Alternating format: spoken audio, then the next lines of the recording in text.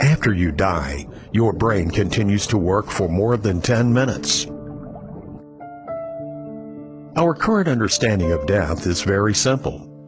We consider people dead the moment their hearts stop working. The respiratory and circulatory systems are no longer functioning. The body has shut down and life ceases to be. But there's more to it than that. Despite having a functionally dead heart, your brain will continue to work. In fact, it might be the last part of your body to die. Moments before death, your brain receives a surge of electricity. No one knows why it happens. It also begins to lose oxygen. Even after your breathing and heartbeat stop, you are still conscious for about 2 to 20 seconds. This is because the cerebral cortex can last without oxygen. This part of the brain is responsible for thinking and decision-making. It is also responsible for converting the information gathered by our senses into actions. Despite this activity in the cerebral cortex, you lose all reflexive and muscular ability before death. At this moment, the brain is experiencing its last minutes. Brain cells are activating chemical pathways that would lead to their ultimate death. A pump of oxygen is what stands between you and your final moment.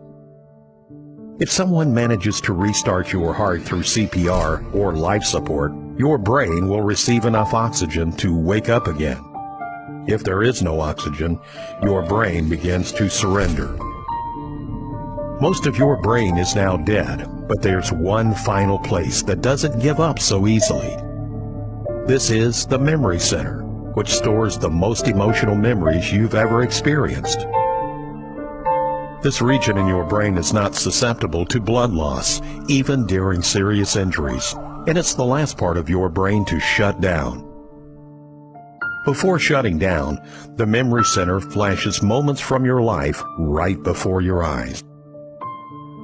When doctors turned off life support for terminal patients declared clinically dead, the brain appeared to be active for more than 10 minutes. And when they scanned electroencephalographic EEG recordings in these individuals, they found striking differences between each one of them.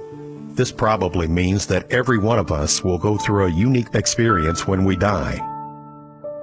2 days after death, more than 1,000 genes are still working in the body. Some of these genes are highly active, and they have very important functions.